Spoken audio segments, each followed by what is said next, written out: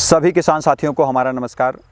किसान भाइयों, ये मई का महीना आ चुका है, मई चल रही है इस टाइम पे, तो लगभग जो है गेहूं की कटाई हो चुकी है किसान भाइयों।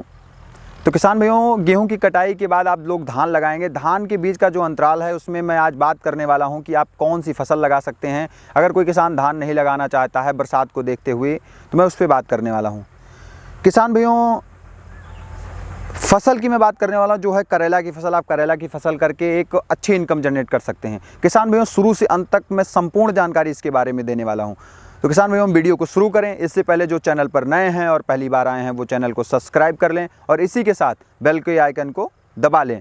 और किसान भाइयों, जिस भी खेती से रिलेटेड जानकारी चाहिए आप मुझे इंस्टाग्राम पर फॉलो कर सकते हैं और वहाँ पर मैसेज कर सकते हैं। तो किसान भाइयों, वीडियो को शुरू करते हैं।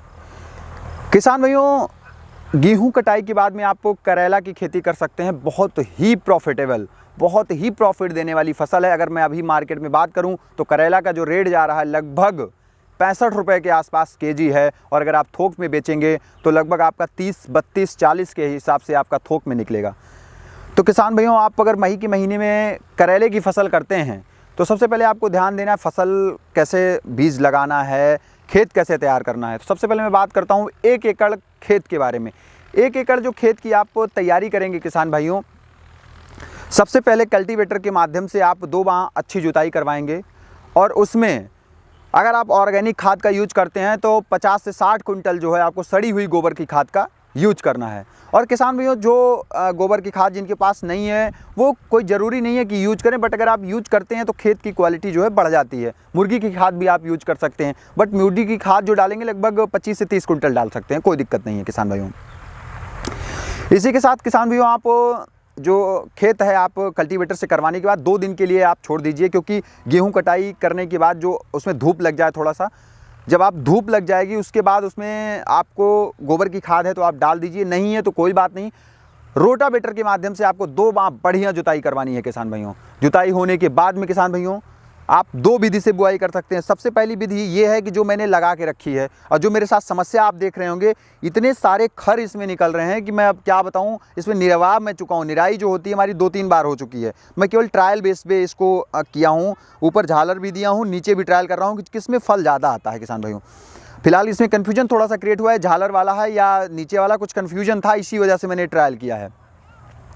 किसान भाइयों, मैं सजेस्ट करूंगा कि आप इस विधि से ना लगाएं, आप जो लगाएं मल्चिंग विधि से लगाएं। मल्चिंग यानी बेड प्रिपरेशन विधि से लगाएं, ताकि आप बरसात के टाइम में जो होगा, खर बहुत ही ज़्यादा खेत में निकलते हैं, वो खर से भी आप बचत पाएंगे और जो पौधा होगा वो भी काफ़ी अच्छा ग्रोथ करेगा।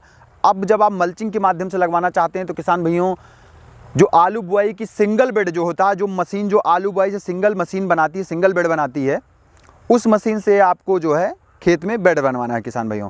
अब आपका जो बेड का प्रिपरेशन होने वाला है, जब आपका बेड प्रिपेयर हो जाएगा अच्छी तरीके से, उसके बाद किसान भाइयों आपको 2 फुट पे, 1.5 से 2 फुट पे जो है उसकी कटिंग करना है किसान भाइयों। और कटिंग जो करना है साइड में करना है, सॉरी साइड में नहीं करना, बीच में करना है। क्यों साइड में करने के लिए? पानी की बात, आप जैसे क्या होता है, पानी अगर सींचना है तो साइड में सोचते होंगे लोग, लेकिन मैं ड्रिप विधि बता रहा हूँ आपको। ड्रिप, और ड्रिप भी नहीं लगाना पड़ेगा आपको, ये भी है इसमें किसान भाइयों। ड्रिप बिना लगाए आप बीच में कटिंग करके आप बहुत ही अच्छी इसको नमी दे सकते हैं और बहुत ही अच्छा आप ग्रोथ पा सकते हैं किसान भाइयों।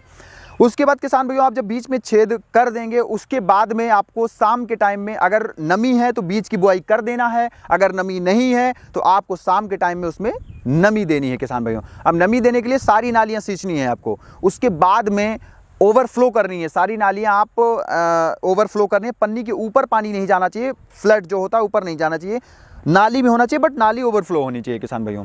अब वो हो जाने के बाद जब वो नमी बनाना शुरू करेगा किसान भाइयों, रात में आप देखेंगे 50% इधर से 50% इधर से दोनों नमी बन जाएगी, और बीच में अगर मैं बात करूँ इतना छूटेगा, और किसी किसी खाने में तो पूरी नमी बन जाएगी। फिर दूसरे दिन किसान भाइयों शाम को फिर से आपको सिंचाई करनी है, फिर आप जब सुबह देखेंगे तो पूरी नमी रहेगी, कोई ऐसा खाना नहीं बचेगा जिसमें नमी ना हो किसान भाइयों।